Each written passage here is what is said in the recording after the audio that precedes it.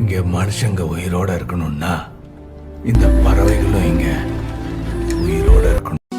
கிளையில் காணும் கிளியின் மூக்கு, விடலை பெண்ணின் வெற்றிலை நாக்கு, புத்தம் புதிதாய் இரத்த ரோஜா, பூமி தொடாத பிள்ளையின் பாதம்.